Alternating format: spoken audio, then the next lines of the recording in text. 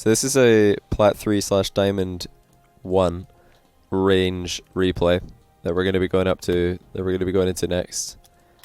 By the way, Dustinja and Robert, are you still both here in the chat? Because maybe we could do 4 replay reviews here. Get you all done, because I did message you all in Discord and you're all here, which is a first.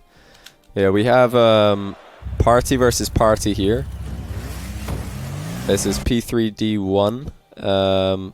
So I would say, yeah, a little bit of a higher rank replay than the last one. And we are cheating in the kickoff. Now this is fine to pressure this ball, but you don't need to do it for this long. Still here? Okay, nice. Like as soon as he commits to making a touch there, we should probably back off and get boost, so we can make a save if necessary, turn around and attack the ball if necessary. We really just have not prioritized boost enough here. Usually you'll hear me saying to people that they need to prioritize ball pressure more than boost, but from what I've seen so far, looks like we need to prioritize boost more. So of course this hit should be a lot farther away, but that's obvious, you don't need me to tell you that.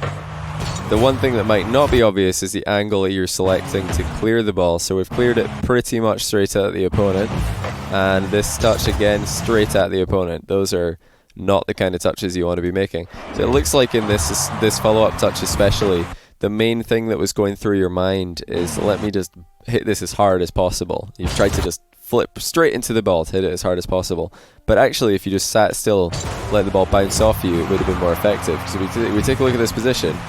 If we just sit still there, let the ball bounce off us, it's going to go into the corner, which is a much harder place for the other team to utilize, and it's a much safer place. They can't really shoot from there or get the ball into the middle, whereas hitting it straight at them, although you've hit the ball harder, it's in fact easier for them to clear. So always think about that when you're clearing the ball. Don't just hit the ball really hard and think you've done a good job. Think more about the angle that you're clearing it to and the player that you're clearing it towards.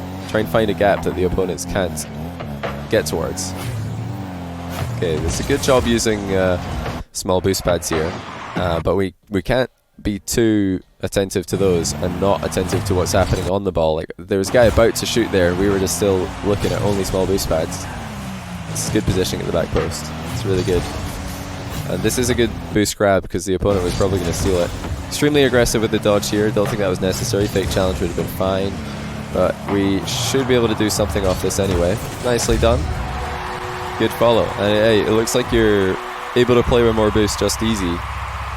So we need to keep on focusing on that. Let me just say thanks very quickly to a couple of subs. J Bardo, thanks to the Prime, and CK Line, thanks to the 4-month Prime. Swampy with the 11-month Tier 1, welcome back. Holy Tears, thanks to the 19-month Tier 1, and Paintball, thanks to the 19-month Tier 1 as well. I did answer that question. Sorry for falling a bit behind in the alerts there, I just got so focused on casting and then getting the replay started. I totally forgot. Hopefully you'll forgive me. So I do appreciate you a lot. Okay, we're leaving the play a bit too much here. It was okay up until then. This is a just standard cheat kickoff, not a problem there.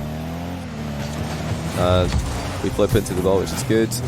We should be probably stealing their boost before making a play on this ball. That's the only comment I would make, because they've got 2 people in this corner, so stealing this boost is huge. If you could just nick the boost and then back pass, you're probably on a winner. Only other thing to mention is exactly what I mentioned in the last replay, and that is make sure to get height on your centers. And just let your teammate pressure the ball here. Good. Don't want to dive in. Just let your teammate keep pressuring. You move in when it's a 100% ball. This is not a 100% ball for us. Here, there is an opponent much closer to the ball than we are, so we should not go for it. And once we realize when we're getting closer and closer to the ball, it should become more and more apparent that the opponent is closer than we are. So we should just turn away. On a play like that where it's not a shot, it's not a devastating shot on target, so you shouldn't just adapt into a block, you should adapt into a, okay, what on earth am I doing, and leave. Okay, let your teammate pressure this. He looks like he is aware that pressuring the ball on the recovery is a good idea. Oh dear. Well, we've just not used any of our boosts, have we?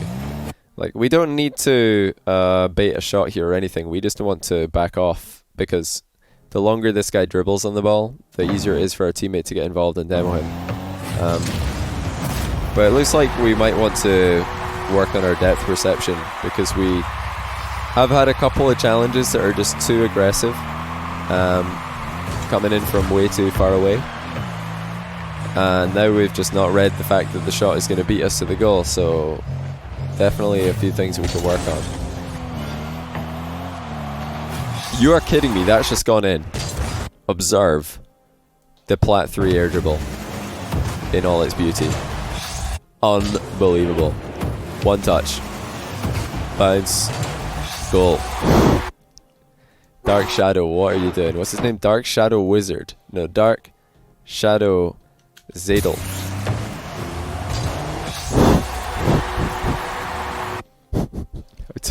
How to fake yourself off the ball, oh my days.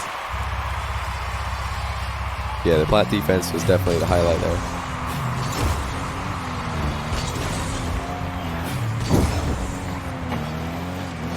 Okay, this is fine.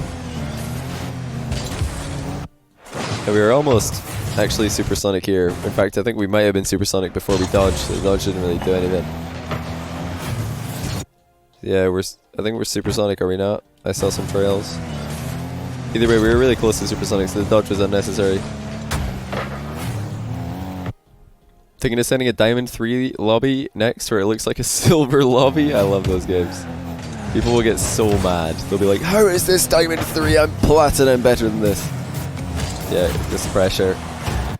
I would just be playing the car here, like ball cam off, look for the bump, because the ball's already very much in the goal, so ball cam off demo would have been the play.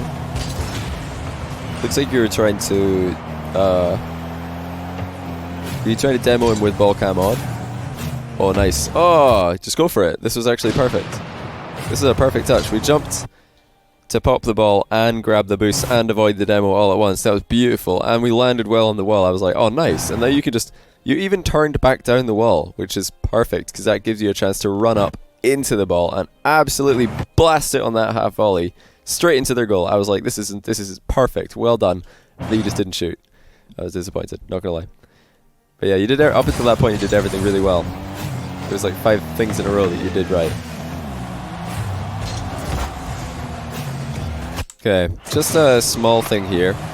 We have full control of this ball. There's no danger. If you take a quick look to your left, you got to bind that key to look to the left. You'll know that there's no danger here. Even though the ball's on the goal line, if there's no opponents coming to kick it in, then you don't need to panic. You could actually just dribble this. We could push the ball out of defense.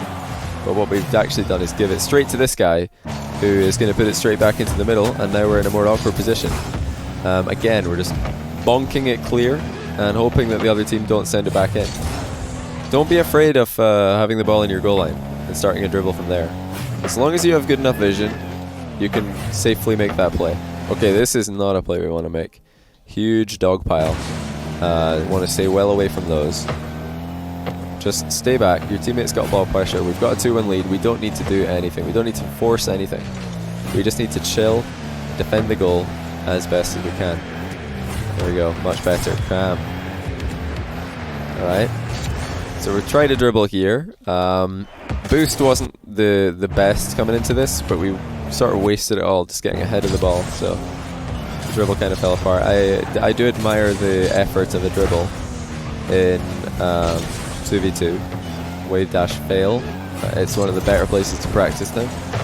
A lot of these hits we're just hitting the ball generally away from our goal and into the corner, and the other team are right there to put it back in. Take note of those positions in the future.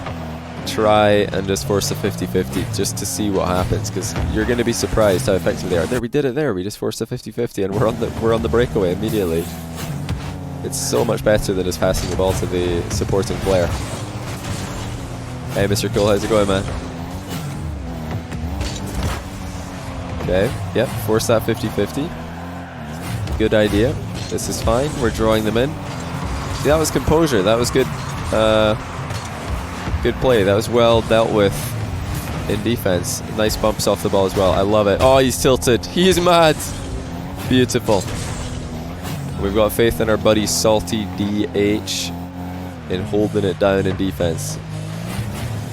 This is not actually one of the pitches where you can hide in the goalpost and not be seen. It's worth mentioning.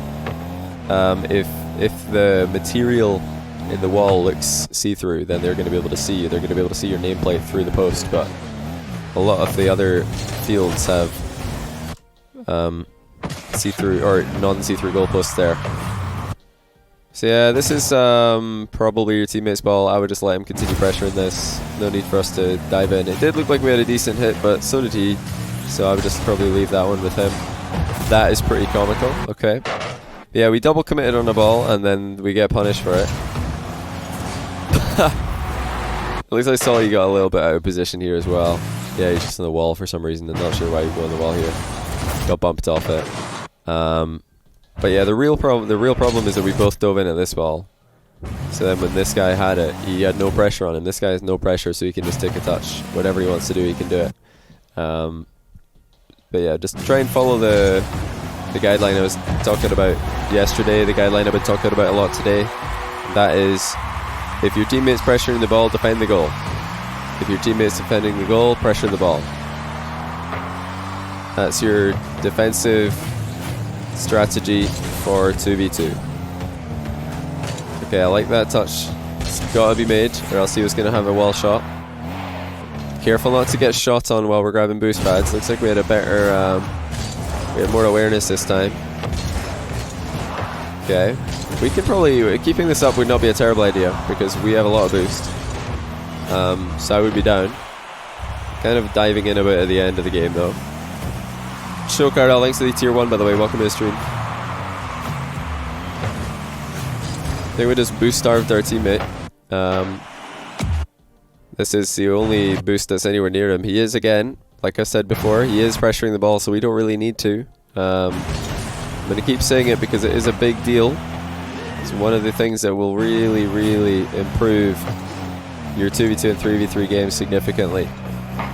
Just let your front man pressure the ball. Good job not getting dunked on here. And also, you found the corner wall. That's awkward for the defense. Look how uncomfortable the goalie is reading this bounce. Unfortunately, we are also as uncomfortable as he is. Now, just a quick, just general tip for reading wall bounces. Where are you in the queue, Mr. Cool? Let me tell you. We got, well, we're doing 3 more today. Then you're going to be 1, 2, 3, 4, 5. You're going to be 9. But that's we're doing 4 today, so we're actually going to get to you pretty soon. But anyway, back to wall bounces. If reading wall bounces off the side wall and the diagonal wall are causing you problems, treat them like a back wall bounce. On a back wall bounce, what do you do if you're getting stuck under the ball a lot? You don't go as far in before the bounce happens. Same thing with a side wall bounce and a corner wall bounce. If you're not very good at reading those yet, if it's not completely automatic, stay back a bit more. Don't go too close. Instead of veering on the side of too close, veer on the side of too far away. Because it's much easier to move in closer if you're too far away than it is to move back if you're too close. In fact, it's impossible to move back if you're too close. Bit risky to go for this. Teammate's recovery did not look the best. Yes, he's getting back in the game soon, but if that 50-50 just bounces off a sidewall towards your goal, you just lost the game. And personally, I wouldn't want to flip a coin on a game like this in overtime. Just stole our teammate's boost again. Not the best idea. We turned a bit awkwardly here off the goal line, but luckily there wasn't much happening in offense for the other team. Before you said to do another, where were you in the queue? Well, LJ, you don't lose your position in the queue if you change what replay you want. If you send me a replay, I put you in the queue, and then if you change what replay you want, you just stay in the same place in the queue. It doesn't change. So you're in the same place. That was a really nice catch there. Don't waste all your boost chasing it though. We just need to be behind this ball. We don't need to hit it further forward. Any additional touches on that air dribble are just giving the ball away because nobody's trying to come forward at you. If nobody's coming forward at you, there's no need to hit the ball again. Bit risky to just sit behind the ball on that one. This has worked out fine though. Right, we've dove in, but got the demo, so it wasn't the worst outcome ever.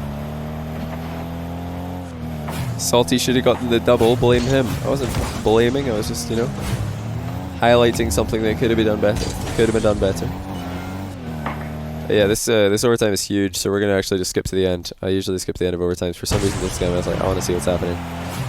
This just to prevent people from sending me a 15-minute overtime and saying, haha, review that replay.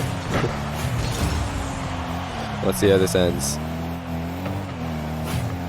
We've given you quite a lot of homework already, so this should be, I think, just more of the same probably.